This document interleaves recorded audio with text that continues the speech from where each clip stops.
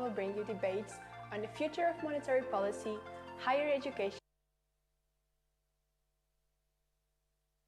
international politics, and how to fight inequality. But what we are most excited about is to be back. Join us at Nova SPE Carcavelos campus.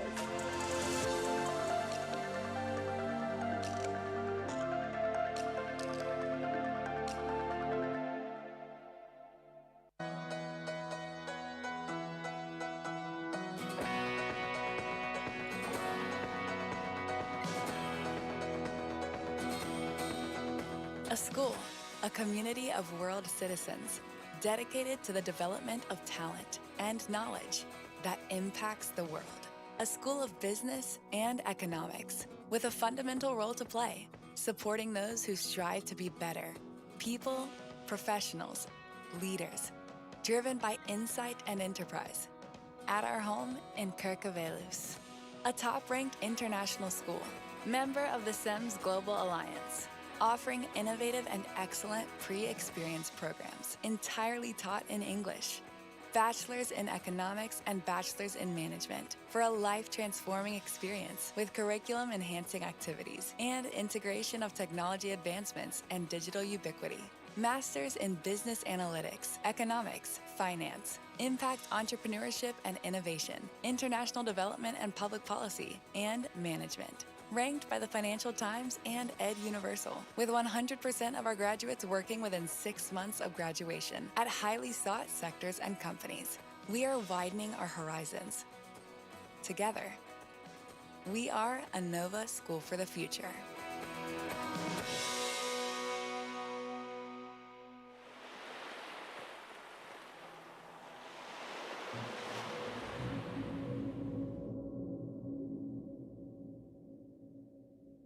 Não sabe onde poupar, nem onde investir? Na Fidelidade é simples. Com o Fidelidade Savings tem disponíveis várias opções. Escolha a mais adequada para o que pretende alcançar. Tem alguma questão? Fale com a sua agência ou mediador Fidelidade ou vá a fidelidade.pt. Fidelidade, para que a vida não pare.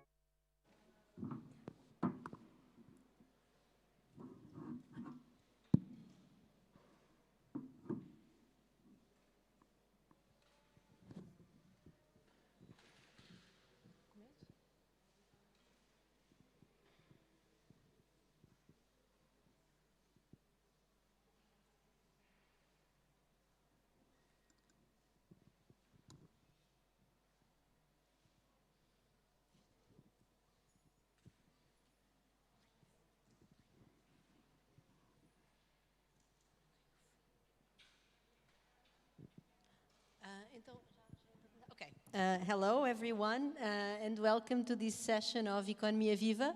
So today we have this luxury panel to discuss the role of the state in fighting inequality. So let me welcome our distinguished guests. Nicolas Schmit is an European Commissioner. He played a key role in the conception and the success of the 2021 Porto Social Summit, which you may recall. It was held during the Portuguese presidency of the European Union. He was also the the proponent of the European Child Guarantee in March 2021. He's also behind the Minimum Wage Directive. So, you know, if we have a commissioner who would be the perfect guest to discuss these issues, Commissioner Nicolas Schmit would be that person. So thanks a lot, Commissioner, for being with us this afternoon. We also have with us Ana Gomes. She's a former member of the European Parliament. She's also a former candidate for the presidency of Portugal. And she has like an extensive career as an ambassador representing Portugal in many different countries. So it's really a great honor to have you with us tonight, Ana. Thanks a lot. And we also have with us Carlos Guimarães Pinto, who is a founder of the Liberal Party in Portugal, and he was recently elected as a member of the Portuguese Parliament.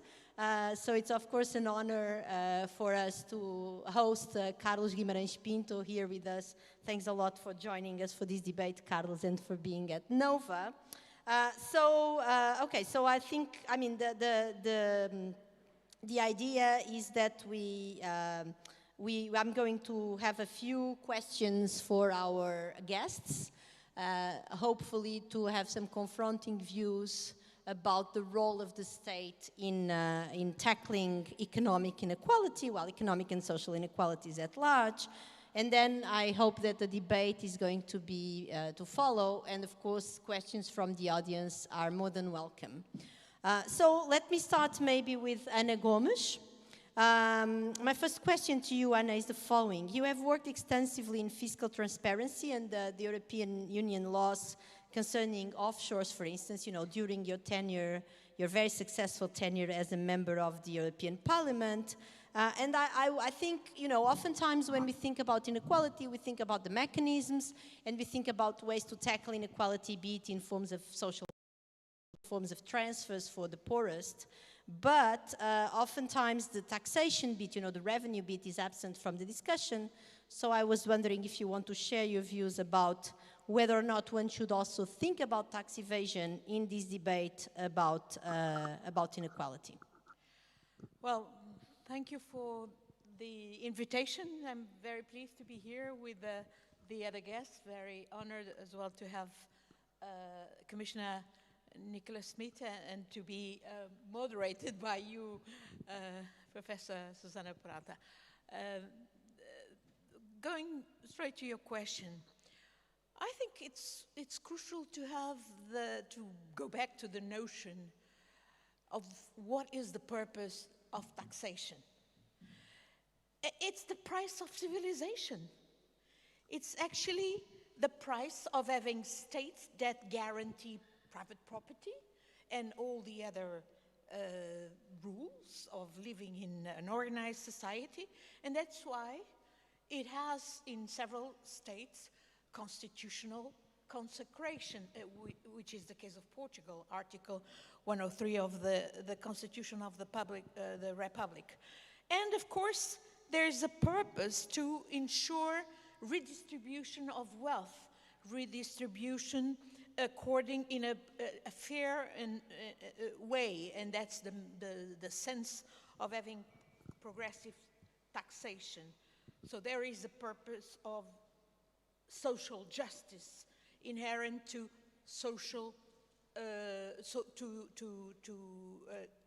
taxation.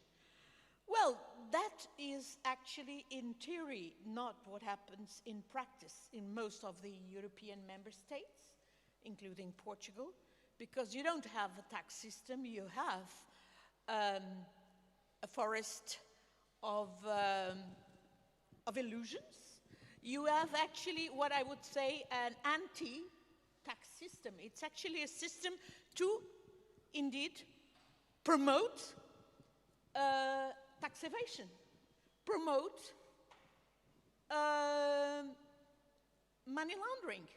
That's what exists in Portugal and most of the other member states, and that is what we concluded by forming all these inquiry committees since LuxLeaks, then Panama Papers, Paradise Papers, Pandora Papers, you name them.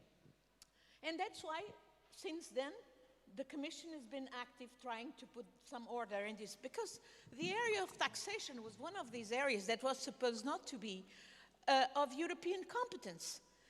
It was supposed to be one of the ultimate realms of national sovereignty, whatever that means. Actually, this means wild competition among member states, tax dumping, and of course,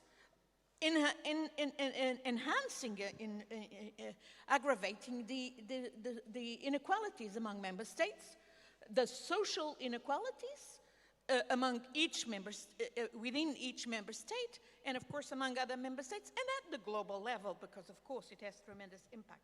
And since 2012, we have the panel of illicit flows of the African Union, the high-level panel, which estimates that in 2012, they estimated that 50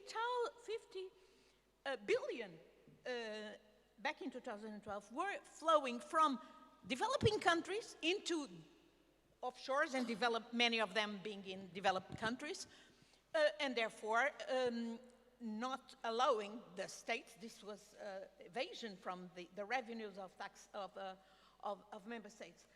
Also, in this game, the EU and its member states lose a lot of money, namely to the system of profit shifting among multinational companies, which actually brings a lot of revenue generated in the EU into offshores via the multinationals. And of course, all the data that we have, especially with the pandemics, have clearly shown that the richer are richer, the wealthiest of the wealthiest are richer and are, you know, spending money like trying to go into space and so on, while a larger part of the population is becoming, is downgrading their level of dignity and is going into a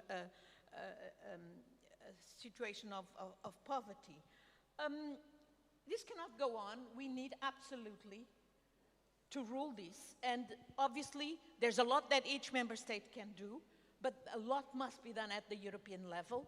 And the Commission here, I mean, you may have Commissioner Nicolas Schmit doing a lot of extraordinary work in the social agenda to reduce inequalities and to within the European Union, but with the other hand, nothing is sufficiently done to really put under control the current situation, which I describe as a system to promote tax evasion, tax money laundering, and of course, a system to defraud member states from the income, which is so crucial for their social spending and for the basic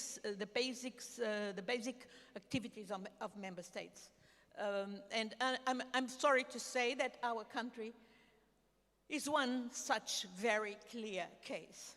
And I can detail why I say that, but maybe I'll leave it for another point in the discussion. Okay, so thanks a lot, Ana Gomes. So I think that I will leave, if you don't mind, Carlos, because I think that maybe Commissioner Nicolas Schmit would be the natural next step, given Ana Gomes' initial remarks, and then I'm sure that you'll have many things to disagree upon. So I'll leave the floor to you in the end.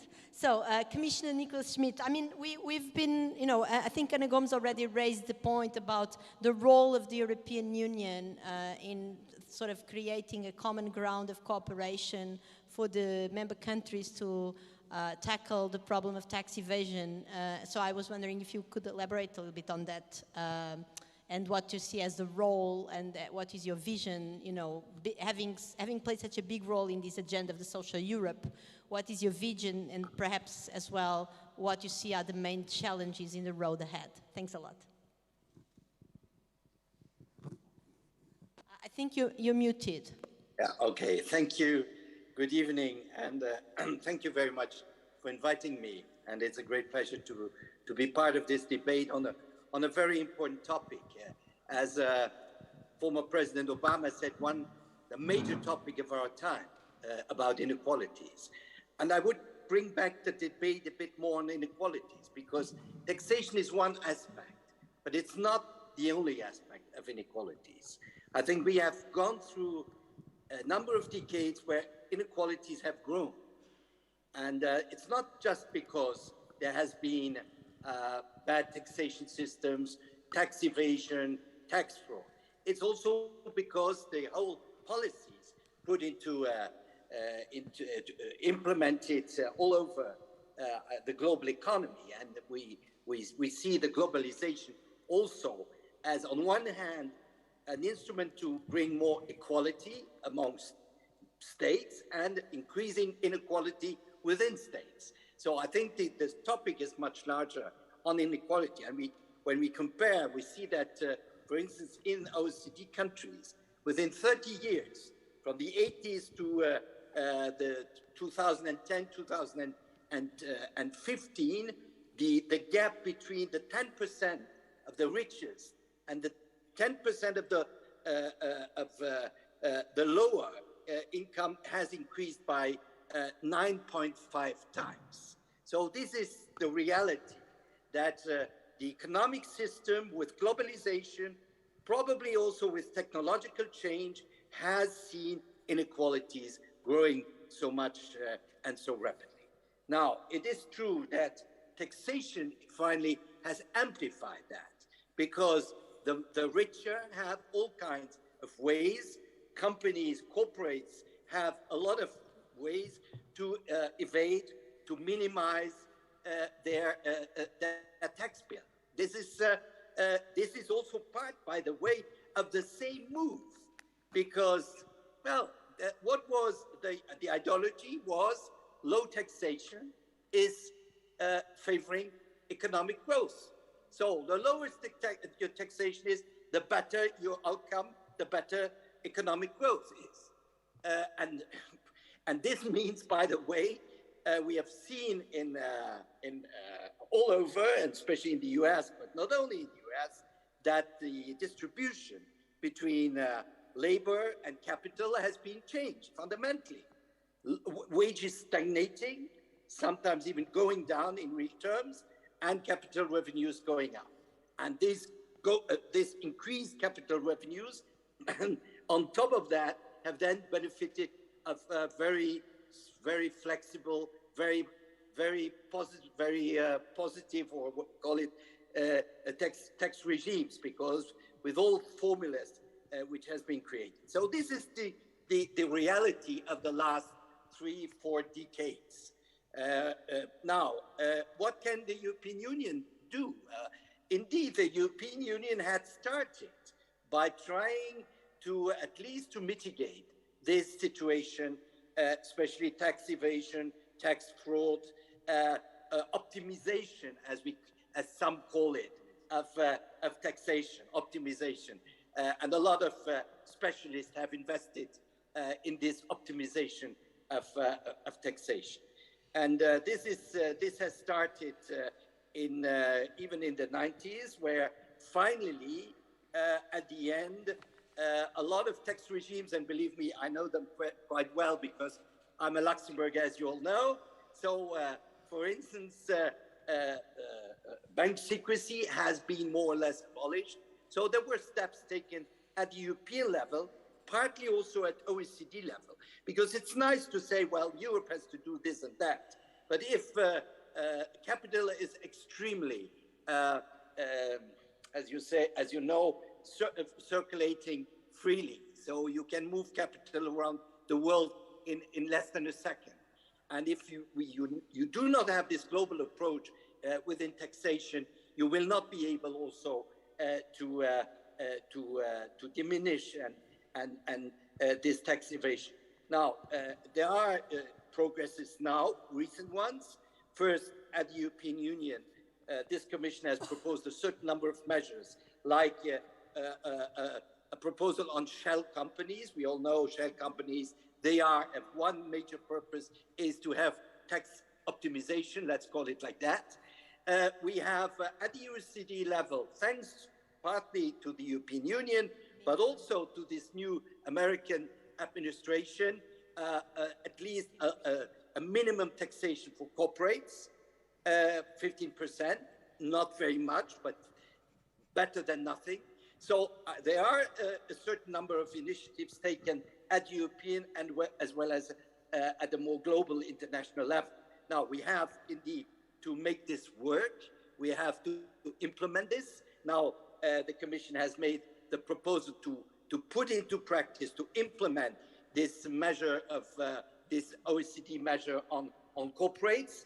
And I think this is a important first step for bringing at the level of taxation a bit more equality, but it does not resolve the basic question of inequalities in our economic system and in our societies. So it's not only about taxation. Certainly, taxation can play an important role. Fiscal policies can play an important role, but I think we have really to have a deeper look at the deep causes of inequality in our societies as well as in our economies. Globalization, I mentioned, the change, technological change is one aspect where inequalities can grow, but also give new opportunities. We have an approach towards inequality which has a bit changed, but which still has to change, because for many economists, you know, inequality is not bad, because inequality can be a source of economic growth, economic dynamism.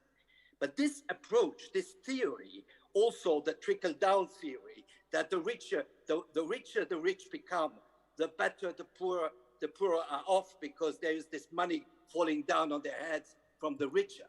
This theory has no real consistency, has never really worked, has shown completely absurd, but nevertheless, we see that sometimes still these approaches prevail. And therefore, we have to have this global approach towards inequality. I just finish to say that there is something like a change of mindset, also among economists. You have more and more economists saying, well, inequality is not just a moral question. It's not just something which is bad for society. It's at the end also bad for the economy. There is a very interesting paper which was produced a few years ago by OECD, based on econometric analysis, showing that inequality is also bad for growth. Inequality is bad for the economy, and especially in a period where the economy is changing tremendously, where technology, knowledge, education, skills are so important. Well, if you have a very unequal society, this is finally not positive for these developments, but hampers these developments. So inequality at the end is also bad for the economy. Thank you. Thanks a lot, Commissioner. Okay, so I think Carlos Guimarães Pinto, we've had two interventions which are very much in favor of a lot of policies, not only in terms of taxes and transfers, but also has Commissioner Nicolas Schmit brought here, you know, we should actually enlarge the set of policies that tackles inequality. And he mentioned, of course, the role of technology. And he mentioned the role of trickle-down economics. So, you know, I'll just give you the floor to respond, because I'm imagining that you have lots of things to say. Thanks. Thank you very much. I'd like to thank first for the invitation to be here.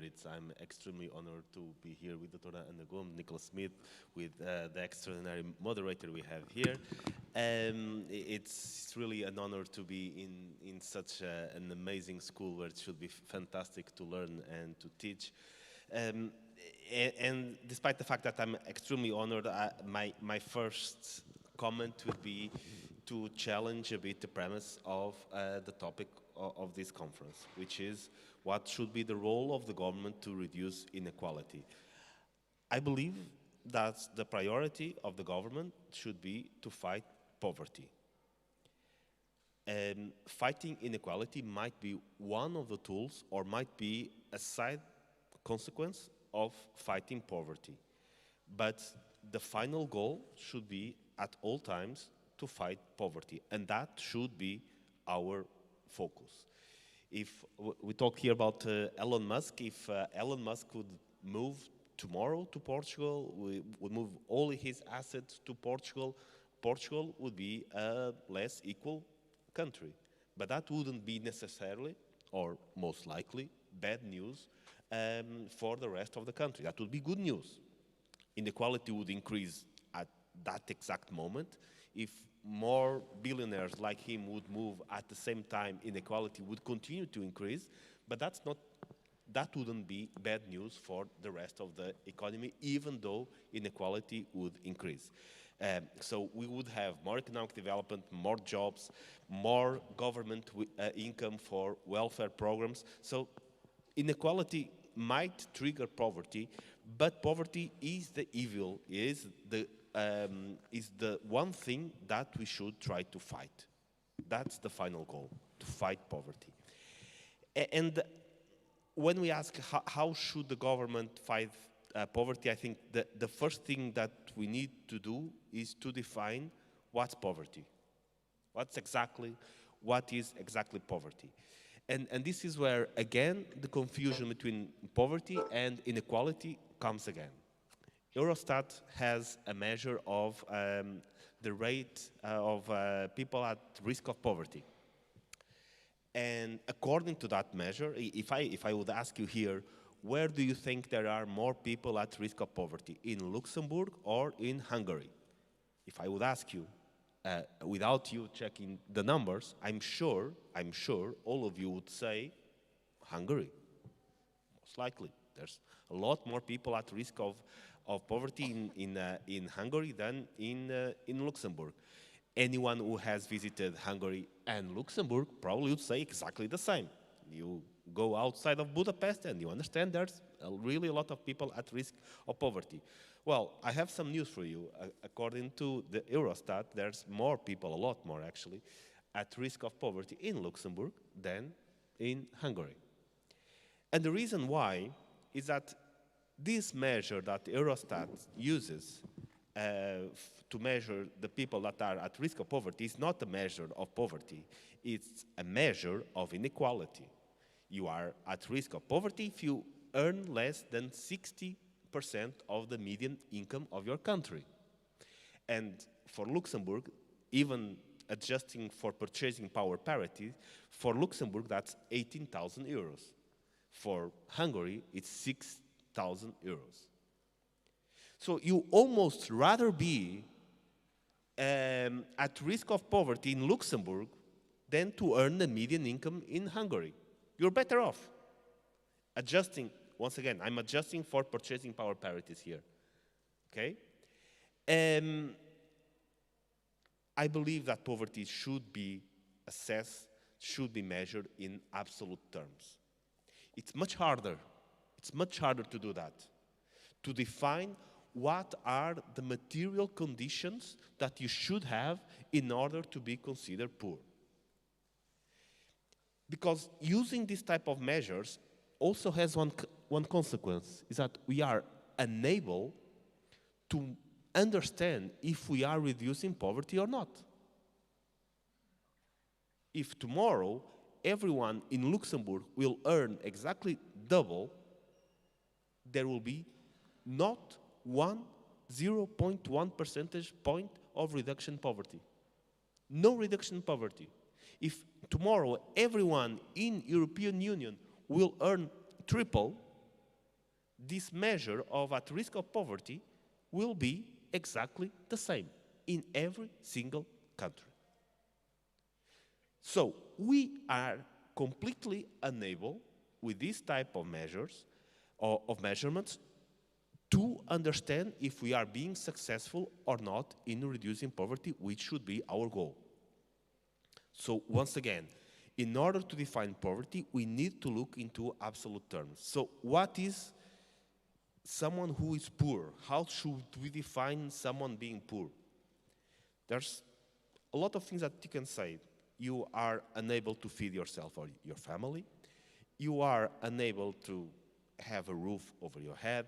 You are unable to cover healthcare costs. You are unable to put your children through education. You are unable to have some basic expenses that allows you to have a regular social life. That's how we should define poverty. You are unable to have heating inside your home, to keep your house warm. That's how we should define poverty. And once we define poverty in these terms, in absolute terms, then we can define the role of government to fight it off. I'm not sure I can move to the next. I'd like to say what would be the role of government. The role of government has 3 levels. First, it should be to allow enough economic development so that as few people as possible need the welfare state. That should be the first priority. That a country is capable to provide jobs and economic development so that as less people as possible need to use the welfare state. I think it's one of the terrible things that I hear sometimes prime ministers and other type of government officials saying, oh, the number of people, we managed to increase the number of people on welfare from 1 million to, I don't know, that's a terrible thing to say. It means your economic policy has failed. You shouldn't have more people needing welfare. Your first objective, your first means of fighting poverty should be to have a country that is economically developed enough so that you don't have that many people needing welfare. That's a proof of your failure.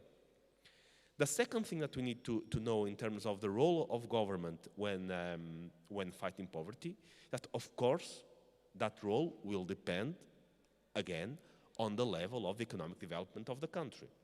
We cannot go to government officials in Mali and tell them, from now on, you have to, if you want to fight poverty, you have to offer universal health care, mandatory education until everyone is 18, and a universal basic income.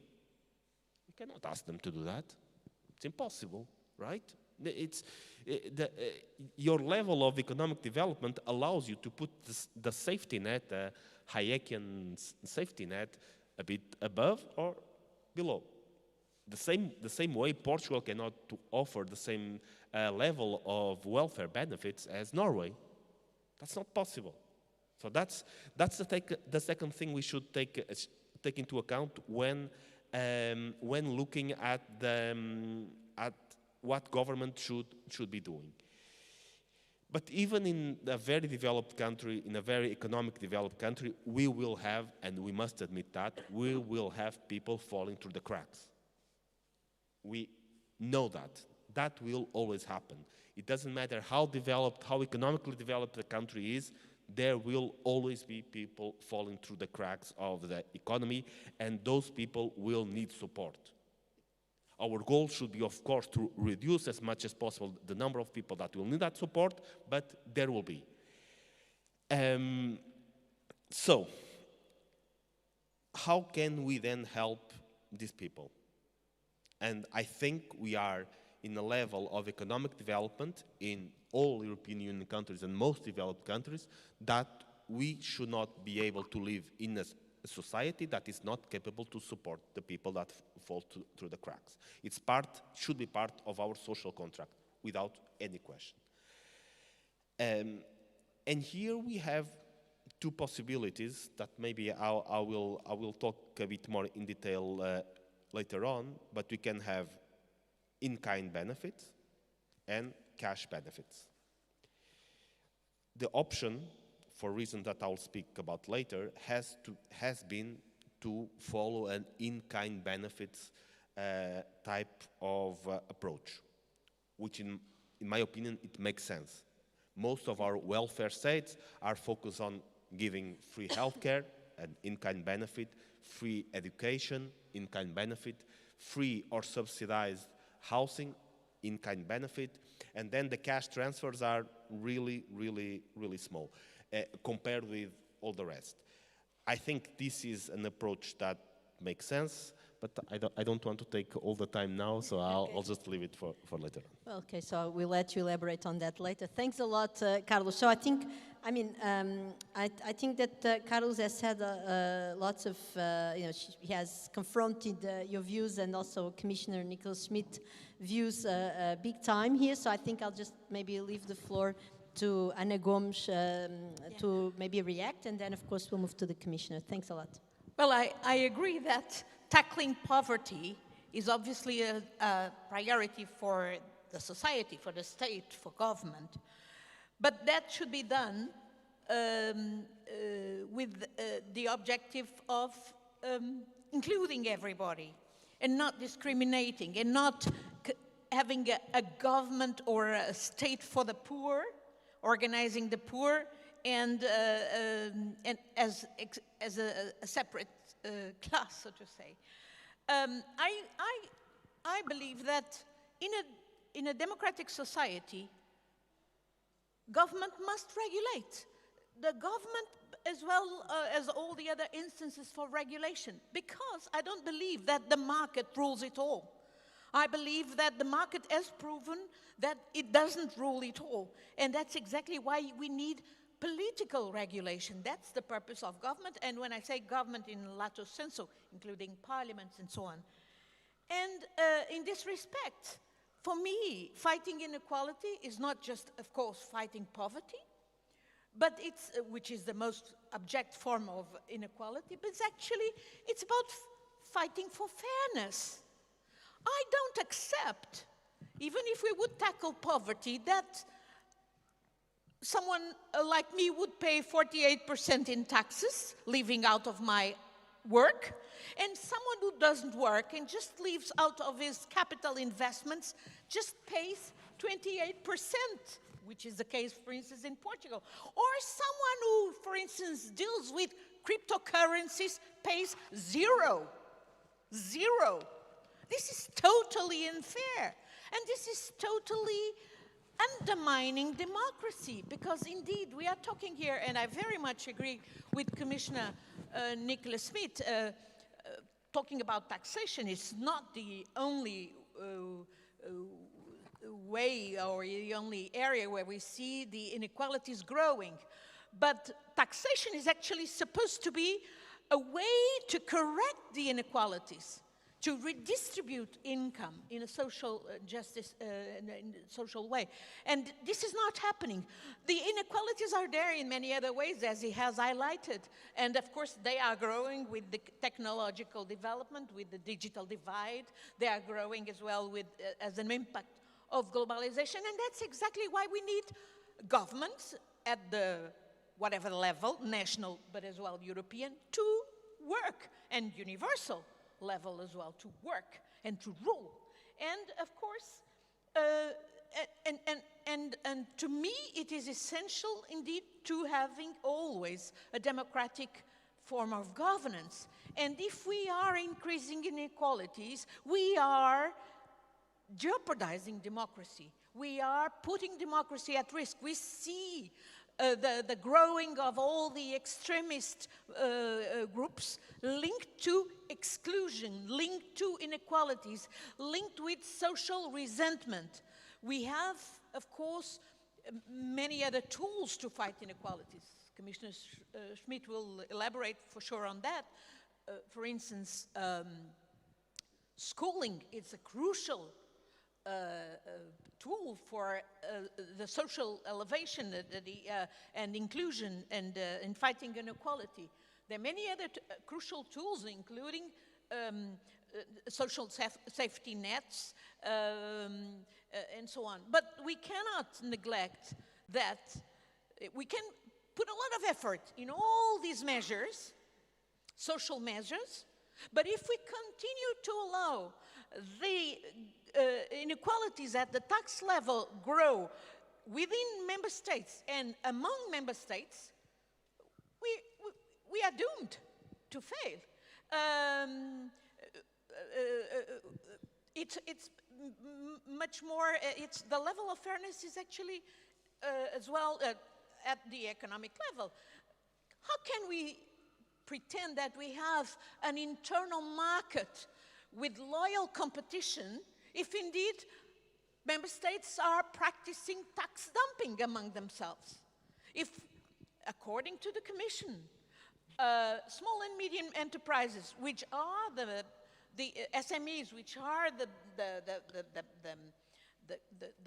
growth of the social economic fabric of our societies in Portugal and in other European countries, if they pay 30% more taxes than big multinational corporations. I agree with Commissioner because of, I mean, for decades, we cannot pretend, we cannot elude that things changed after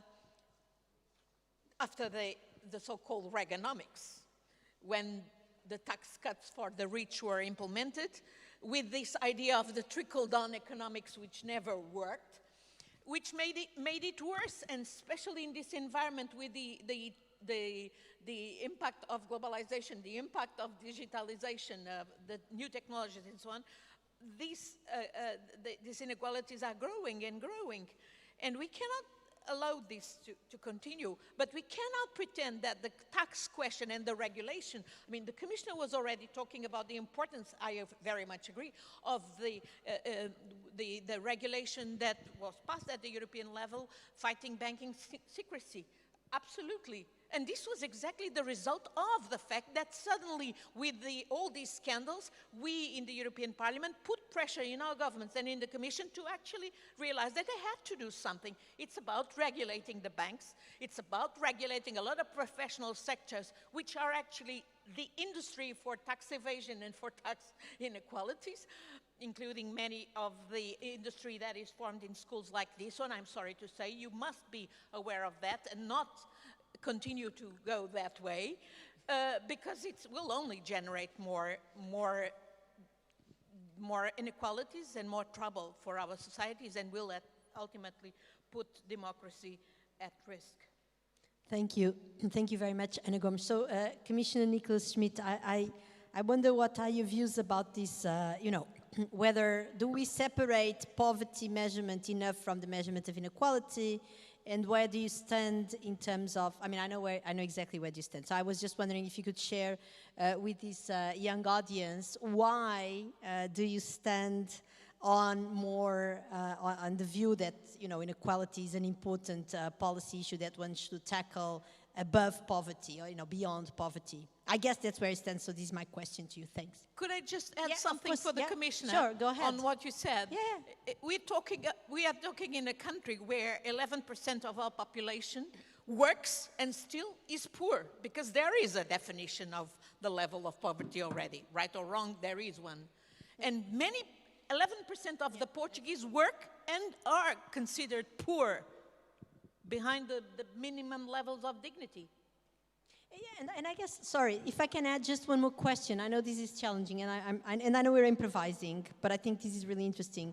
Because Ana Gomes, she raised the point that maybe inequality, can be a threat to democracy. So I was wondering, what are your views in terms of the threat that inequality can represent to, the very concept of the European Union, and whether we can still stand together in face of extreme inequalities in our union.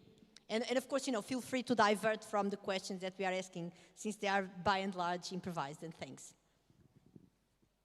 Okay, so a few comments on what has been said. Well, I agree that what has been said, the famous case between Hungary and Luxembourg, that's statistics. And you know that statistics never tell you the whole truth. And therefore, we have to have a larger approach to what inequality is and what poverty is. Now, coming from Luxembourg, I know also that we are always in relative relationships. You have always to compare your poverty in your own social economic context. You quoted Mali. If I'm a poor person in Mali, well, certainly in comparison, a poor Luxembourger is immensely rich in comparison to the poor guy from Mali. So it's always a relative comparison. Now, that's why, by the way, the Commission in its analysis does not just limit itself to this famous 60% of the median wage, which if you are under the 60%, you are at risk of poverty. That's why we have this idea of severe material deprivation. And we measure the severe material deprivation in the context of a certain number of indicators. And one of the indicators is also work. How is your work intensity? This is one aspect. If you are in a household where nobody works, or has a very low participation in the labor market, and we see, for instance, those who are really threatened by poverty are very often single parent households, where the mother, and in many cases it's about the mothers, they cannot work because they have no funds for childcare. They cannot work full-time. By the way, the 11% of in-work poverty in Portugal, that's more or less the European average. So we have in Europe about 10 to 11% of people who work and cannot make a decent living out of the work. So what can we do about this? Well, first, I would nevertheless say also, if there is this level of poverty, there are also reasons why there is this level of poverty. And this is also part of a question of distribution of income and distribution of wealth. And I agree if Mr. Musk or some other billionaire comes in and this might change the whole picture. And finally, it's not about this 20 or 50 or 100 people who earn, well, astronomical amounts of money. Okay, we can discuss if this is legitimate or not, but that's not the issue. We have to take the society as a whole. It's not the 0.001% of population. It's more or less one part of the society, the 10, 15%, and then another part of the society, which is about the 50%. And here inequality has grown, and with inequality, also poverty. So there is some linkage, strong linkage between poverty and inequality. Now, what can we do about this? Well, first, I would say if there is this inequality and poverty, and in-work poverty is also because finally work doesn't pay anymore for many people. For some, it pays very well, and for others, it doesn't pay anymore. And you have the stagnation of wages, notably for those the less qualified. We have a polarization on the labor market. We have jobs which are very badly paid. We have seen now with healthcare, with care in general, we do not pay people in these sectors. Well, somebody has to explain to me, if I take care of elderly people, if I take care of sick people, if I take care of children, why is this job, which necessitates certain very high skills, perhaps more soft skills, why is this so much undervalued in comparison to somebody who takes care of my money? This is the problem. And this is the question. We had this financial dimension, which has really grown. We have seen the consequences during the financial crisis. We have a logic in many companies where finally companies are buying back billions, but with billions of dollars or euros, their shares just to increase the value of the share at the advantage of the shareholders, and at the same time shake off part of their people working there or limiting the increase of wages. So this is a question of inequality and sometimes also poverty, because wages are low and people cannot make a decent living. So there is something going wrong in that system. And I think there is a question, what kind of capitalism do we want? Do we want a capitalism which we had for a relatively long period and which had produced quite tremendous growth and also prosperity, but prosperity for all? This is a stakeholder capitalism. It's a capitalism where workers earn fair wages. And we have, how can we come back to that? And this is a European debate. It's a debate on minimum wages. It's a debate on investing in skills. It's a debate on sharing also the power in a way in the economy. Or do we want just a system where capital is controlled and shared by a few? So I think the shareholder capitalism, well, would be the solution also to fight poverty, to invest in people. And here, what we have done, for instance, with the child guarantee, you have mentioned about the kind benefits, and I fully agree. The transfers are certainly not the best option. We need some transfers, social transfers, but it's obvious that what is important are the kind benefits. But to be able to finance the kind benefits for those who are in a more difficult situation in our society, the state have to have the money. And then we come back to fair taxation systems, which finally is always an element also of the social welfare system. Because when we are criticizing the social welfare system, well, it's sometimes also because we took away a lot of money from social welfare because we had taxation policies which were very much focused on reducing the tax burden, let's call it like that, for those who finally could pay more taxes before, and that's the whole debate on the trickling down. So I think we have to find a new balance, a new approach, fighting poverty, certainly, but you cannot, by fighting poverty, forget about inequalities and building up a system, an economic system that, again, values labor, values skills, invests in people, and tries precisely on the inequality to give everybody the right opportunities. Because this is the question. What are the fair and equal opportunities in the system? If from the child age on, you are disadvantaged because you cannot have the a better education, because your parents cannot allow this and that, you are disadvantaged, and this will go up to your adult age. And that's why we propose now this child guarantee precisely to correct these disadvantages for those kids who are coming from a less wealthy family backgrounds. And I think this is a policy or policies, taxation, social policies, investing in skills, which finally can fight poverty, absolutely, but also make our societies a bit more equal, because to finance this, we have to have fairer taxation, but also review perhaps certain hierarchies in terms of revenue and income. Not to talk about wealth, because we have now talked a lot about income inequality, but we also have to talk about wealth inequality, which is even a higher problem, a more important problem, because it's precisely with wealth, and here you can read what Piketty and others have written, the wealth inequality is growing very fast.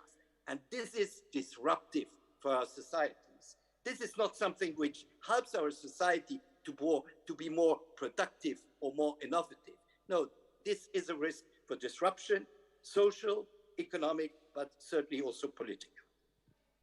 Thanks a lot. So I found an agenda here for the European Union in terms of promoting fair and equal opportunities, but you may correct me if I'm wrong. You mentioned taxation, you mentioned social policies, you mentioned skills, and of course now you moved into the wealth inequality problem, and you said that that's really disruptive. So I would take, I mean, if I would have to summarize Commissioner Nicolas Schmit intervention, I would say that it tends to agree with Ana Gomes, Ambassador Ana Gomes, that indeed excessive inequality is a threat to democracy. But also, you know, Ana Gomes, she mentioned here like the importance, I mean, she brought to the debate the concept of fairness, and the Commissioner as well, because he did mention fair and equal opportunity. So I was wondering, you know, Carlos Guimarães Pinto, what's a fair society for you? And then, of course, you can go on elaborating on your previous topic, which was about what is the policy mix. But if you can include this fairness topic, I would really be interested in that. Thanks. I believe there's 2 points that a fair society should have. One, as I spoke before, about limiting poverty as much as we can, so ensuring that no one can go below a certain level, and we're not speaking here about the government for the poor. We're speaking here because when you have a safety net, the safety net is there for everyone. Luckily, if you're lucky, you'll never fall on it, but the net is there, and it's there for everyone. And ensuring that no one can go below the threshold of that safety net makes a society fair. Then, before we reach inequality, I would put another priority there, which is social mobility. so that I can live in a world that has a bit more equality as long as there is possibility for everyone to have social mobility. That yes, there are some people are richer, some people with higher income, lower income, etc. But you have the tools in society to move. And that's probably, for me, a much bigger problem than the problem of inequality, is how the social hierarchy is frozen. And that's particularly in Portugal. And that can be due to many reasons. Some of them have very little to do with wealth or inherited wealth. In many cases, you inherit social status. You look at the boards of many of the companies in Portugal, especially those who have no competition, and we should go there, and you recognize all the surnames, all the family names. You can almost know, and in many cases, they are exactly the same from company to company. Inherited social status is an obstacle to social mobility.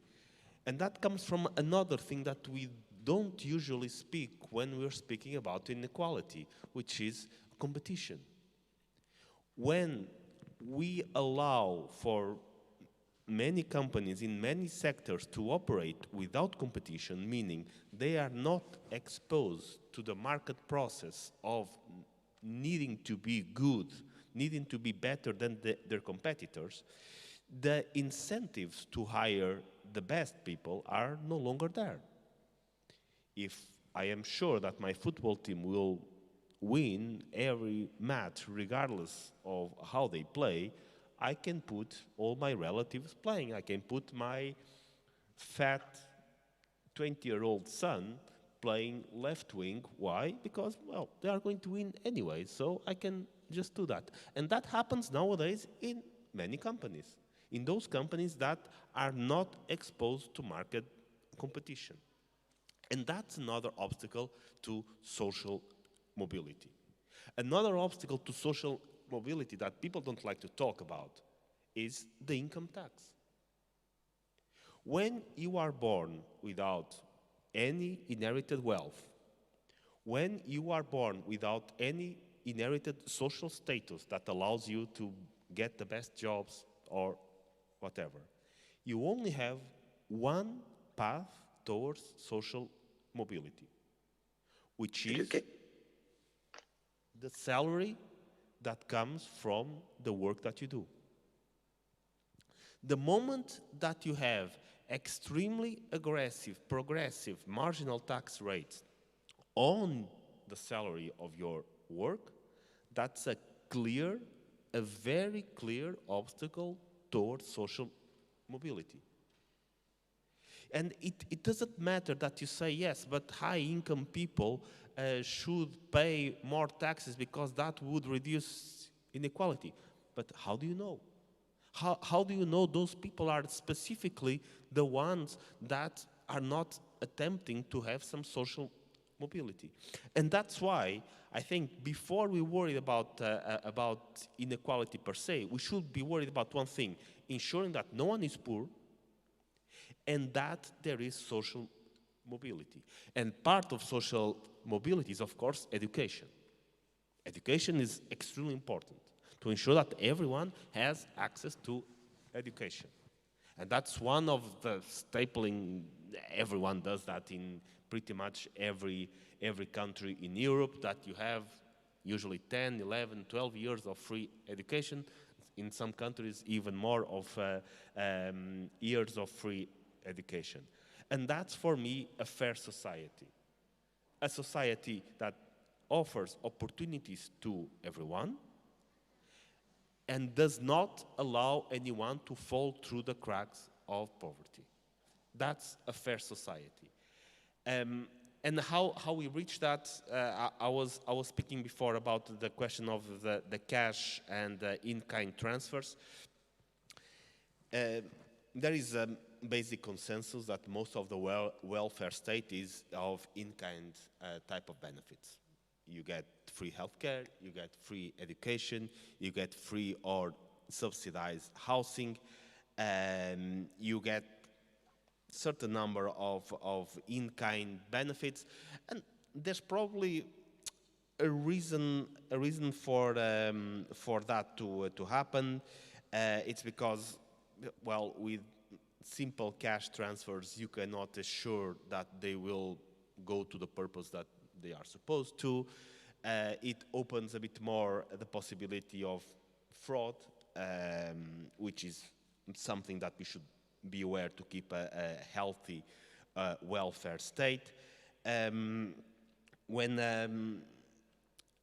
When you have a cash transfer, you cannot ensure that the beneficiary will, it's not so sure that there will not be any fraud. For example, if one of the benefits we get is free healthcare, and you can ensure that no one defrauds it because you will not use it more than you need, or at least not much more, and unless you start selling pills on the side, you don't use it.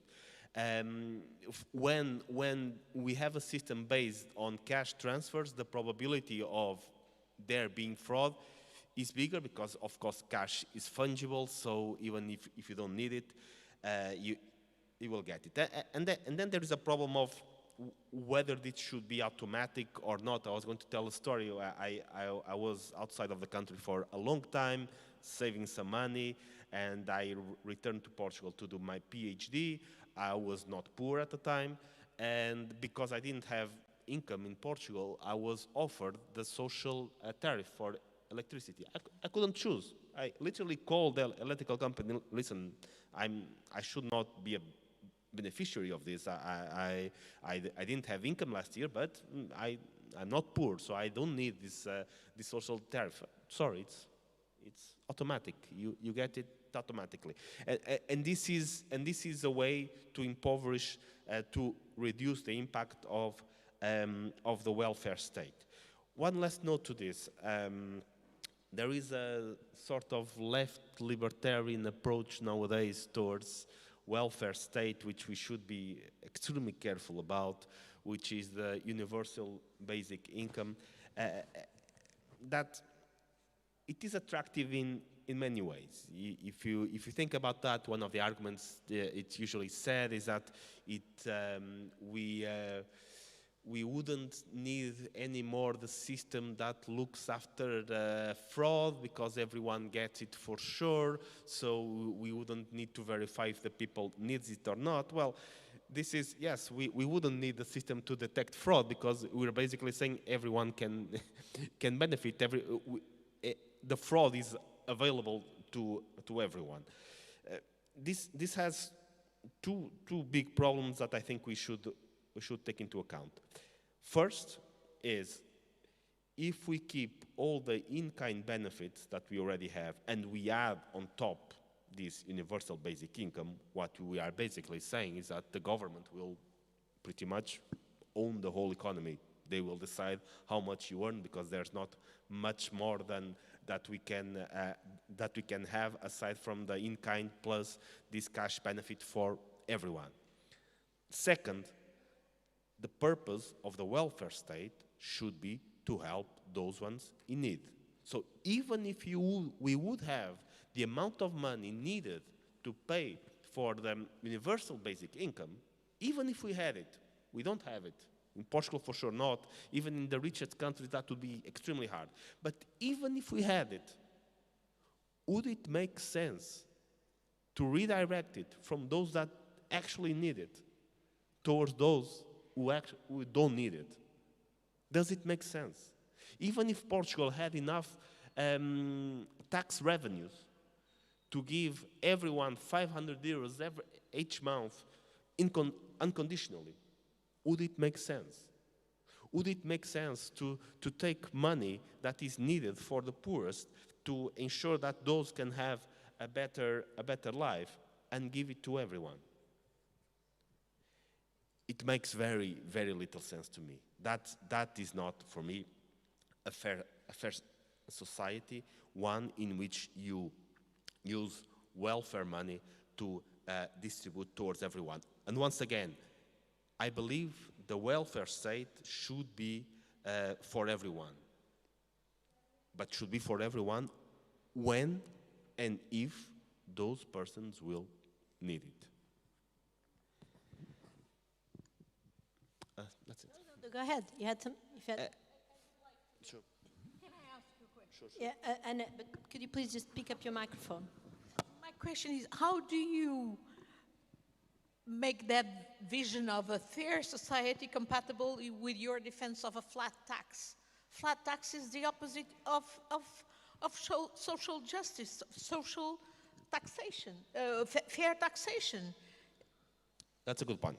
That's an excellent question, and that would take me... Sorry, Carlos, I'm sorry. Can I add one? Because I have the impression that from your initial discussion, which was very interesting, by the way, about social mobility and about, where you mentioned like all these very wealthy families and when you are born into these families and then you own shares in all these companies and so on. And I think as you know, Portuguese, we can all very closely relate to that. But then what would be your view on a wealth tax? Because you also criticize the income tax. So, and I think you can join both.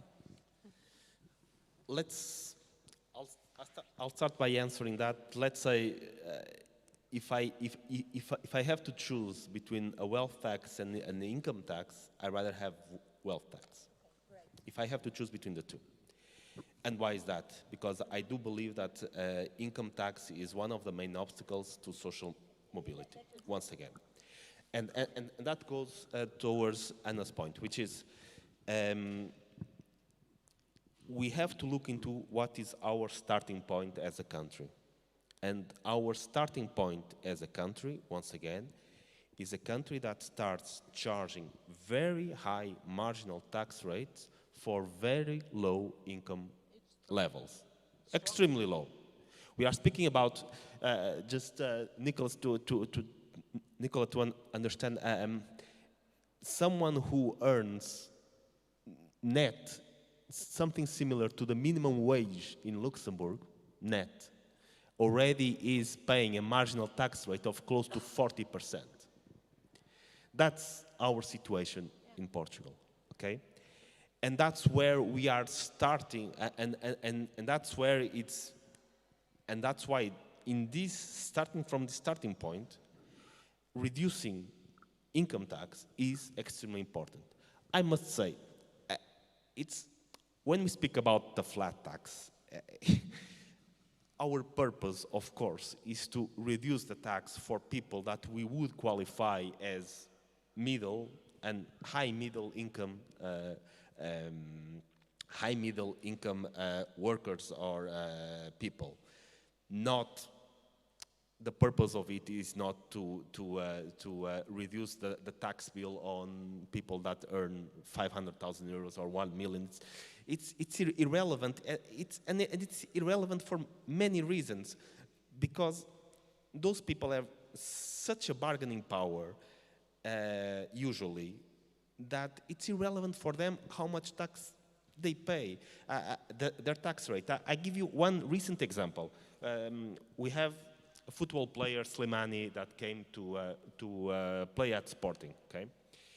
And there was some news in one of the newspapers saying Sporting benefits from Programa Regressar that gives a discount in the income tax. Sporting benefits from this, and I would expect that from a newspaper. Quoting that news from that newspaper, we have Mariana Mortágua, that was supposed to be here today, saying that, see, that's what these programs are for, to help these companies, not to help these companies save some money. What are we saying there? What is Mariana Mortágua and the newspaper saying that? Who is paying that income tax? She understands the difference between legal and economic incidence. Exactly. She's an economist, so exactly. Economically, those who pay the income tax of the high earners are usually not the workers. Yeah, And this is important to keep. So it's irrelevant for me if you tell me how much does a millionaire earn. If you tell me that, I'll say, okay, from that point onwards, put the income tax that you want. I don't care. 80%? Whatever. They are not the ones paying it. They are not the ones paying for it. You know, but I'll get to the 80% because it comes to the trickle-down discussion that we had before. The important thing is that we are able to reduce the income tax of those that want to have social mobility. That's extremely important. For this country, with lack of social mobility, that's extremely important. Yes, of course, among the high earners are also high wealth people, but usually they gain capital incomes and they have a fixed tax of 28. So that's the first point. That's why it's so important to reduce income tax, because that's the only way to trigger social mobility. But let me speak about trickle-down economics. The sense that you usually take to trickle-down economics, that if we transfer money to the ones above, somehow the economy, it's obviously nonsense, that it doesn't make any sense. Now, but taxes are over transactions, and certain transactions can have economic impacts. You were speaking about 80% tax, marginal tax rate for those earning more, I don't know, 100,000 euros per year. Let's think about that. Let's think about even higher than that, 99%. Okay? Let's imagine that tomorrow we would have a tax of 99% marginal tax over 100,000 of income per year. I think I would vote for you on maybe the 80, not the 99. I'm not defending this, but let's imagine we had 99, and you are saying that you wouldn't vote for that. Why? If we had this 99% tax, and we would reduce it from 99 to 80%, you would agree?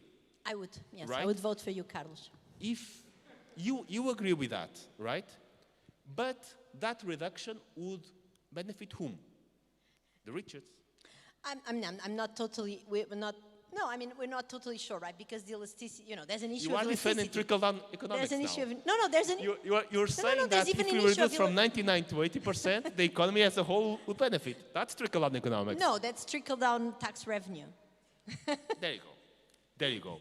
So at least we have a starting point. We know that it's not always like this, that reducing the tax at the top is not always defending trickle-down economics. No, but sometimes it depends. It depends on the rates, right? Exactly, economic efficiency. If you start with 99, it's now easy. Is that threshold at 90, at 80, at 48? We don't know.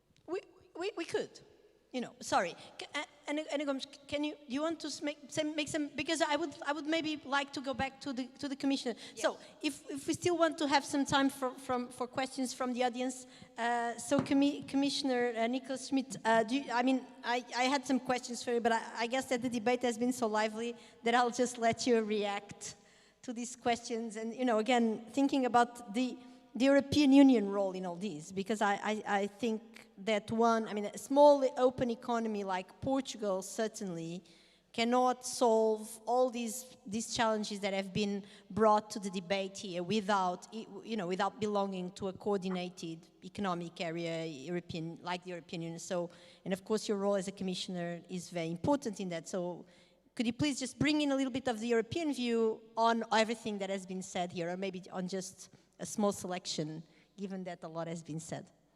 Yeah, thank you very much. Well, I agree with quite a number of things which have been said by Professor Pinto. But on social mobility, I agree that this is a core element for our societies. But the problem is that social mobility has decreased. All over the place, social mobility has decreased. And I am not sure that it has decreased because we had too high taxation, too high taxes. I agree also with what you said about the too high marginal taxation. I agree with that. But this is also very much linked. Well, I have a very high marginal taxation for working people, even higher income, higher income. And on the other hand, on a lot of revenues, wealth revenues or other kind of revenues, have a very low taxation. So there is no balance between taxing labor, even if it's highly qualified labor, and taxing just revenues you have from capital or from your wealth. So that's something which is now the reality. And I agree that too high marginal tax rates are bad for the economy, are bad also for social mobility, although social mobility is also somewhere linked to inequality. The more unequal society you have, the less social mobility you have. So there's a two-side causality somewhere there. I fully agree what you have said on universal basic income. This is an illusion. This is the end of the welfare state, because you cannot say to people, well, we have no job for you, we have no use for you, you are just okay, we cannot integrate you in the labor market, you have no position in the society. So what are we doing? We give you a basic income and you do whatever you want. This would be the most terrible divide in our societies. Those who are performing well, have high level of income, get universal income on top of that, even if we take it away through taxation maybe, and those who finally, we have no use for them, in our society, which is totally absurd, and we would certainly, and that's the libertarian approach. It's Milton Friedman, by the way, also, and it goes from Milton Friedman to sometimes the extreme left, saying, well, that's the solution, universal basic income. I am absolutely against that. I share your approach. Now, on Europe I think we have to rebuild an economy, as President von der Leyen has said, that works for people. And I would add that works for all the people. And we have to work on first, revalue work and labor. And this is also a question of bargaining power. We have a situation of a weakening of bargaining power because trade unions have not the power anymore because of globalization, because of technological change. So we have to rebalance this bargaining power, and this is what we are strongly advocating, that we need social dialogue. We need also collective agreements, more collective agreements, and we have to have a balance in bargaining power in companies. The second one, which Europe is very much focused now on, due to the technological revolution, is we have to skill more and more people.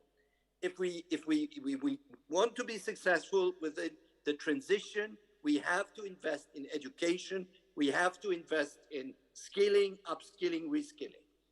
Well, if people lose their jobs and we leave them unemployed, they will end in poverty anyway. Even with some support and unemployment benefits, they would be in poverty. So we have really to do something on how we manage the labor market, on how we manage the transitions, on how we invest in the skills of people. So this is a big challenge, particularly in this period of tremendous change. And I think the future of Portugal is finally to develop new technology, to invest in new technologies. Certainly, this is how, and we see, by the way, that more and more sectors, more and more startups are beginning to flourish in Portugal. And that will lift not only the economy, it will lift also people out of poverty. In that sense, yes, we have to have also a favorable approach to investment, but productive investment. This is another point, productive investment, and not just buying one's shares back. This is not absolutely productive. So I think this vision of a more equal and innovative society and economy, what we call a bit the social market economy, this is something we have to return to. We have, and this had been, at least less in Europe, more in the United States, had been put into question, put into danger by the policies of the last 20, 30, or 40 years. And I think this is the new approach of Europe, bringing together the social component, but also the economic component, investing in good jobs in industry, pushing the money indeed into creating jobs and creating new activities. So I think this is what is the best also remedy against poverty. And if the jobs are good, if we have quality jobs, if we reduce precariousness in the labor market, this means also that we can reduce poverty and at the same time inequality. Thank you very much, Commissioner. So, Anna Gomes, if you just want to add some, because then I'd like to get some questions from the audience. Yes, I would go ahead. just like to say that I fully agree with the Commission, but also apparently with Carlos Guimarães Pinto on the need of a wealth tax. Actually, I would like One more convinced. I would like to quote to refer you to the studies that have been made and published by Professors Emmanuel Saenze and Gabriel Zuckman, namely this article that they published, I think it was June 2020, The Triumph of Injustice, How the Rich Dodge Taxes and How to Make Them Pay, where they make the case for wealth tax. But I believe, as the Commissioner has said, it's about as well changing the current system that I described as a forest of illusion, where I said we don't have a tax system, we have a system to actually promote tax evasion. And it starts with this tremendous inversion, social inversion, that is taxing more the work rather than capital income.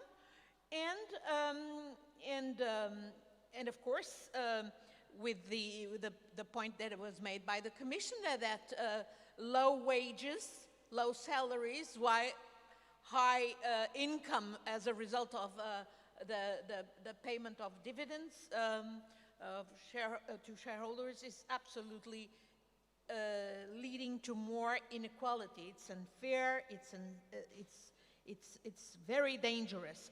So we need politicians to actually take their responsibilities in parliaments, in governments, in the Commission. We need measures to be taken. And some Commissioner mentioned the norms now on against banking secrecy.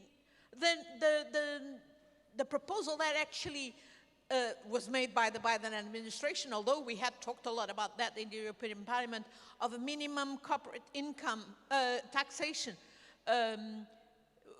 According to many of their supporters, like Zuckman, the level of 15%, which was the minimum agreed level, because of the pressures of countries, European countries that operate as tax havens, such as Ireland, it's totally inadequate. It's 15% doesn't make a real difference.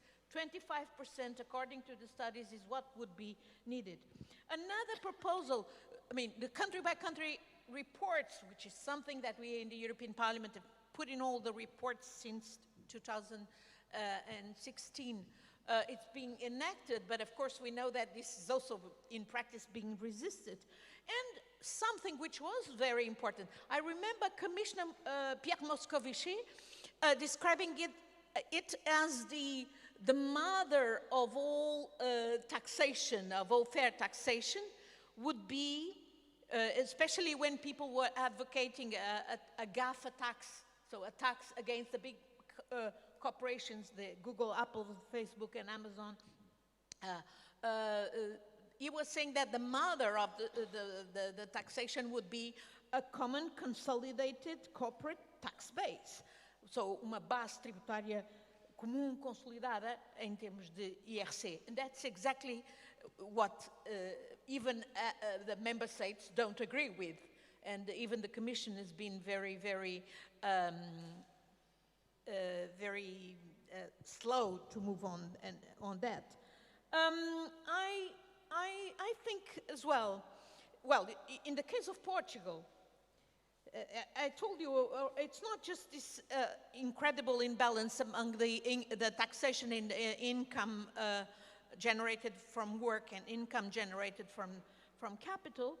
I hope that you now in Parliament will make the proposals accordingly.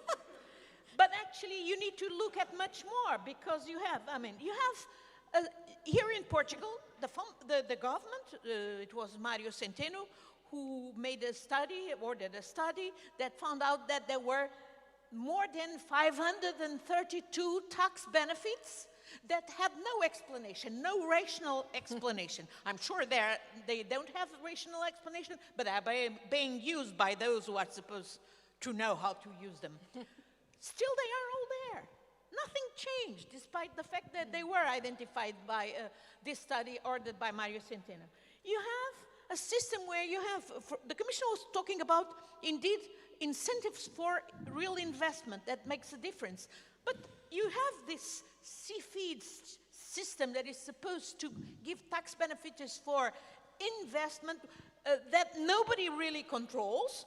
It's a huge system for promoting tax evasion, not an incentive to proper investment in Portugal. You have patent boxes. You have, of course, we have our own little offshore, Madeira, and you know, many of our countries operate as offshores. The European Parliament identified 5 member states operating as offshores. This is the country where, we have a case that the government put in the hands of the justice system, which is the so-called apagão fiscal, tax blackout, back from the years of the Troika, 2011, 2014, where 10 billion were, we were borrowing 78 billion from the Commission or, the Troika or whatever, the institutions that lent us money, 78 billion, and 10 billion was flying into offshore, mostly by, of course, that was organized by Banco Espírito Santo. The cases in the justice system doesn't progress more, but did things really change? Sorry, 2020, the year of the pandemics, the first year of the pandemics, 7 billion in that year alone went to offshores. In Portugal, from a commissioner has just brought out a study that actually shows that next to Malta and Cyprus, Portugal is the country that has more wealth parked offshore. And this 7 billion that flew into offshores in the year of 2020, this was done by 6,000 companies and 5,000 individuals alone. 7 billion. And of course, where did they flew? Well, Switzerland first, Emirates, Hong Kong, Macau, Singapore. Then you have the government telling you, we don't have money, and well, the money is there in the offshores. Of course, this is not a problem where Portugal alone can make a difference, but Portugal can make a hell of a difference. If there would be a tax at the sending this as the flows of this money into offshores, this would actually enable financial some control, tax, because of course this money went to offshores without any kind of controls, tax authority, or of course not to mention money laundering controls. So, and lately, then the question of mobility. I couldn't agree more, but mobility in our Europe these days, if you are rich, you're welcome. Several countries, including us, have, non-resident, no taxation for rich residents from other countries, like we have for rich Europeans, Swedes, and so on, and or for golden visas, people with money. But if the people are poor, we kick them out. Let them sink in the Mediterranean. That's our Europe today, unfortunately, totally against our own values. And yes, you can't talk about the question of even ensuring a sustainable social security system if we don't address the question of demography. In a country like Portugal, we have to fight the decline of natality. We need immigrants. We need policies to integrate immigrants. We need policies to stimulate natality, and that means policies for the youth, because it's absolutely insane to have a country where the youth is invited to emigrate because they don't, the more qualified they are, they only get lower, indecent wages, and they don't have conditions to indeed, you know, thrive in their own country. So the question of demography is absolutely, well, maybe it's a matter for another debate. we'll have to ask our the organizers to actually invite us next year, because I mean invite you. Sorry, distinguished guests, and I don't know if they want me as the moderator, because I think there are a lot of open questions here. So can I ask you to be indulgent, because I do think that we started 10 minutes late. So can I use up 5 minutes of your time and maybe grab some questions? Thanks for the owners of the event. No, they just said yes that I could. So I'm thanking the people that have the power. So can you? I just wonder if we could just maybe pick up some questions from the audience, young people. Yes, you have to be super brief, and then I'll ask as well our distinguished guests to be super brief in the answers. Maybe pick up my microphone. The Commissioner is on.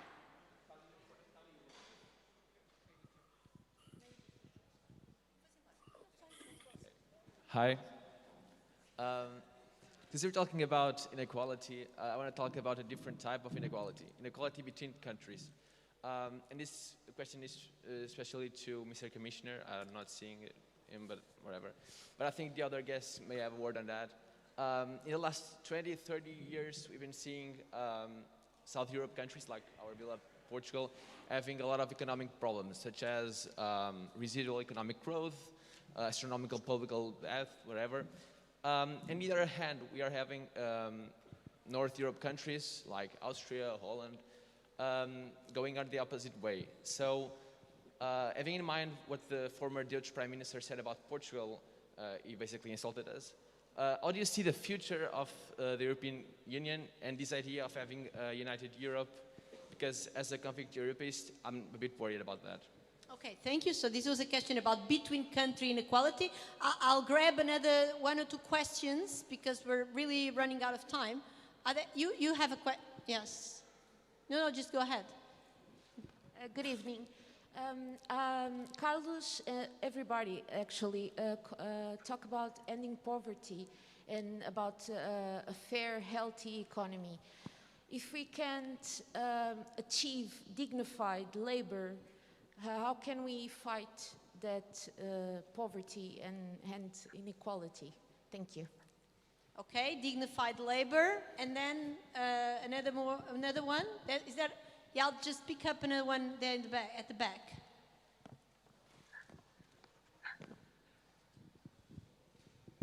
Thank you. It was just more of a comment than a question, but the discussion in poverty has focused mostly on material poverty. So if I can have eating, electricity, food, etc. But the point is that we as a government, we as people can induce policies that make people have those conditions. But there's an important dimension that we might be missing here, which is mental well-being, is subjective well-being. So this component of welfare that we are not considering. And so I think it should be important to consider as well this dimension of poverty, because we are ignoring it when we just measure these material conditions. Sorry, I'm not sure. Did you get what Nuno said? So it was mostly, yeah, it was just, there's this psychological dimension that we are ignoring. So the point is... subjective well-being. Yeah, so the idea is that we can guarantee people have housing, health, heating, but at what cost for their psychological well-being? Okay, thanks. That's a very good question. Any more questions? So we really have to wrap up. Any more questions, quick questions? So, yes, there's another one there. Oh my God, there are lots of questions. You see, I mean, this is like, with this panel, it's amazing. Hi, so my question is quite complicated maybe, so if you don't have time to answer it, it's fine. But it's about social security, which in the best scenario is going to go bankrupt in around 40 euros. I'm just wanting to ask you if you think that we are on our way towards a massive poverty crisis with our old population and if there's anything we could do about it to prevent it. And I know Carlos now is a new member of parliament and maybe has some ideas you would like to talk You have about. very high expectations about your membership of parliament. I don't know. Can you take the pressure, Carlos? Okay, any more? Just one more question at the back, and then we really have to wrap up. Thank you. Hello, everybody. I would like to ask if a common tax on corporates' revenue on the single market would be enough to solve the main problems on competition. Okay. So, I mean, unless there's someone really eager to ask a question, there's just one. I mean, yeah. Then I'll, this would be the last one. I'm sorry, I'm a lousy moderator. Hi, sorry for the last question. My question was about tax evasion. And the question was, while we also look where the money goes, where people choose to put their offshore monies, shouldn't we also have a conversation about why they do it, and also which countries suffer the most from people taking their capital into offshores? Thank you. So let me just briefly wrap up. So there was a between-country inequality question in the sustainability of the European Union. There was a question about dignified work and poverty. There was a question about whether or not in-kind transfers have an impact on the subjective psychological well-being of individuals.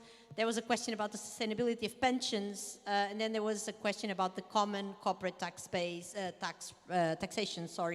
And then the final question about tax evasion and offshores. So I'm going to give exactly 3 minutes to each speaker, not necessarily to answer all these questions, but maybe just pick up, a selection of topics.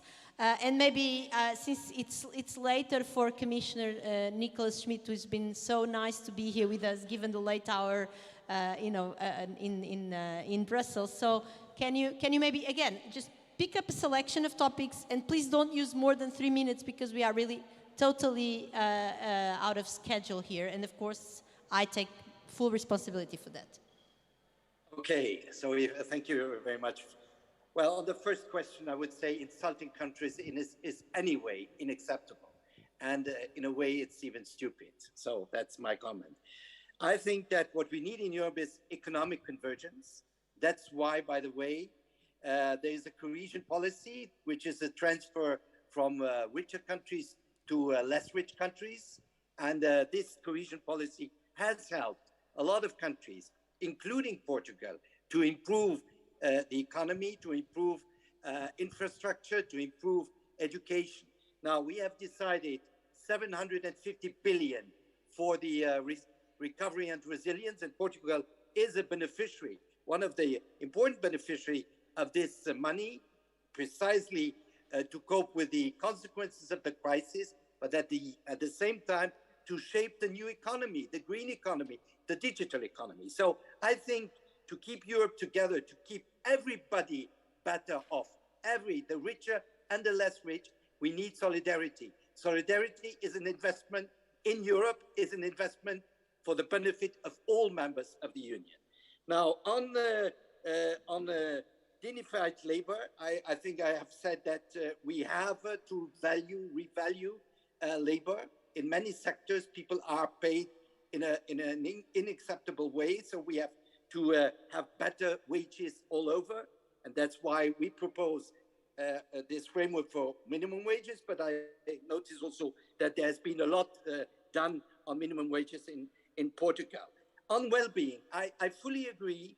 It's not just about GDP. It's not just about material investments or well-being. We have to take care also of people's mental or just psychological well-being. So I think we start now to think that climate change, climate environment, working conditions, mental health issues are important. They are important for the individual, but they are important for society. And we have to have a different look, a larger look at what we call well-being. It's not just about the economy, even if, I must say, the economy is important and some material benefits are important. So perhaps on the common tax, I do not believe that we will have all the same tax, but we need, obviously, a certain degree of harmonization on corporates. And I think also we need, indeed, what has been said on GAFA and others, we need part of this tax should be a European tax. Okay, thank you very much, Commissioner. So now I think the next one is Carlos Guimarães Pinto.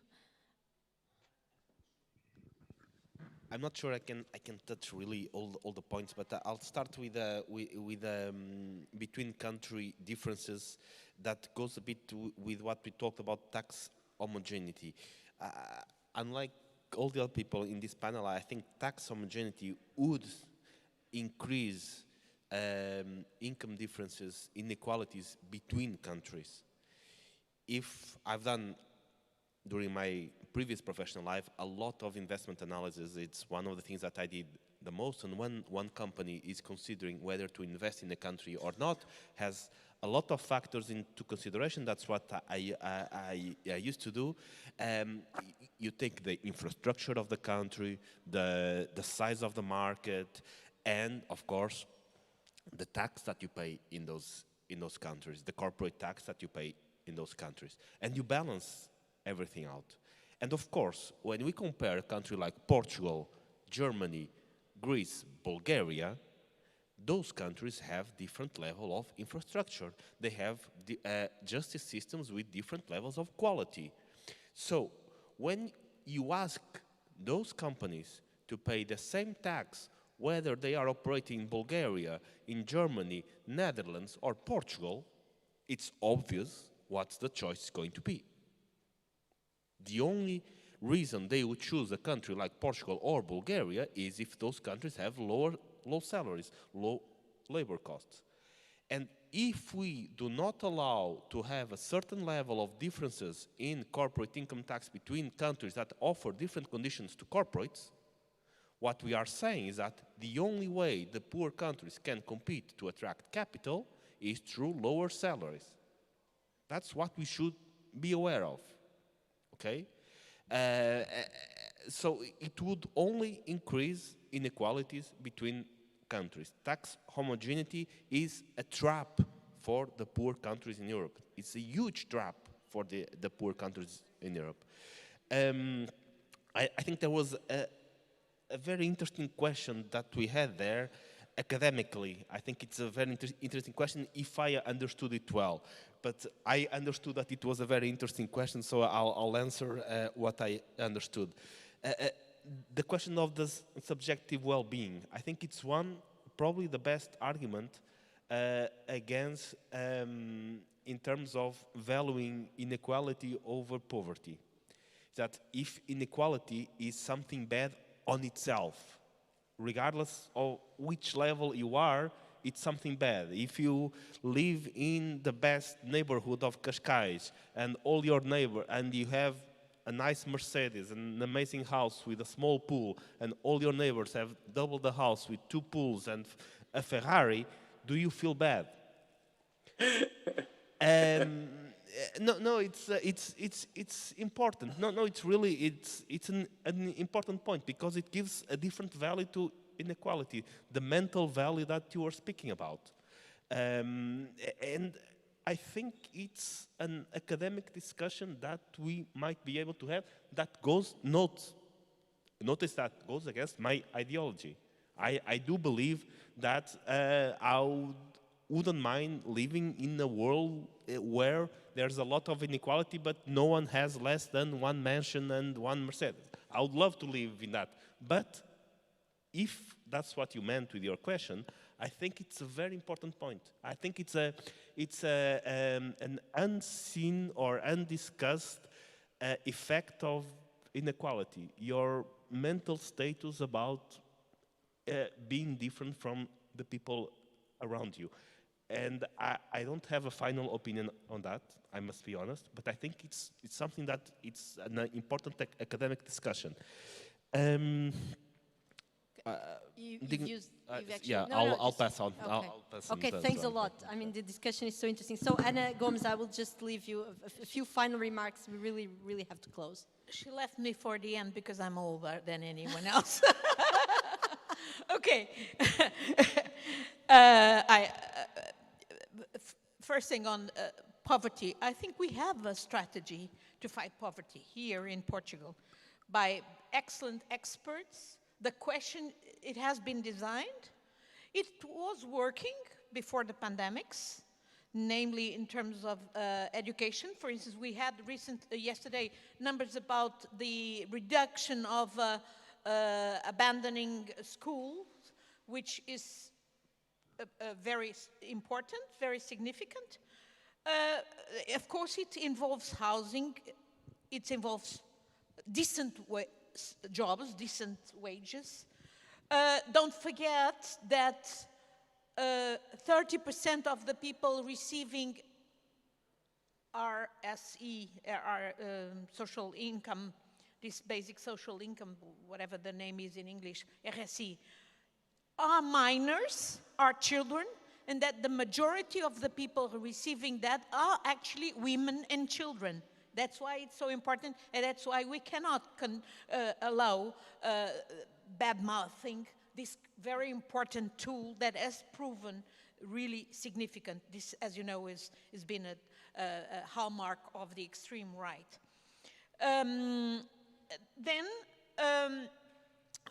The question of, yes, I agree, we need a European corporate taxation, but the question is, as I said, it's not about the rates, although, of course, we cannot allow this race to the bottom to continue, where you have a beggar thy neighbor policy, you are okay, then your neighbor lowers it. You don't need that. That's why you need a common corporate tax rate. But the question is indeed what I said earlier. The CCTB, the Common Consolidated Tax Base, is about having the same definition of the tax base. Because what you what you count as the basis for the collection of the taxes is the crucial question. And we need a common definition at the European level. And then, of course, the question of economic growth. I couldn't agree more with also what the Commissioner said about, and what was said by you with this notion. It's not just about economic growth, it's also the level of the well-being, which is, of course, subjective and relative, and so on. But definitely there are minimums, and for that we need solidarity. We need policies at the European level that do not increase the economic gaps among member states, that indeed ensure convergence within the Eurozone. And of course, we need policies that engender economic growth in the areas that have been identified as absolutely crucial these days, and that offer tremendous opportunities with the digital transition and the energy transition to address the climate change challenges. But on that, let me tell you, a country like Portugal spends a lot of money trying to attract foreign direct investment. I'm sure you have plenty of clusters about that. But I don't see anyone identifying ways to actually not exporting internal sources of investment into offshores, keeping the money here. So this is linked to the question that was raised, why are people putting the money offshore? We cannot allow this to go on. We have to find disincentives for that, and that something has to be done at the national level. There should be a strategy at the national level. Of course, a lot must be done at the European level. That's where we can make a difference at the global level as well. Okay, thank you very much. So I'd like to just once again thank this wonderful panel of very distinguished speakers for the generosity, to share your time with this young audience. I think it's really important for our students, and it's such a privilege, for them to have this wonderful panel. So thanks a lot, Commissioner Nicolas Schmit, Ambassador Ana Gomes, and elected Member of Parliament, Carlos Guimarães Pinto. I was really honored, to host this event, and I'm sorry for being a little bit lousy in terms of managing the time. And and thanks again to the organizers. This was amazing. I had the time of my life. Thanks.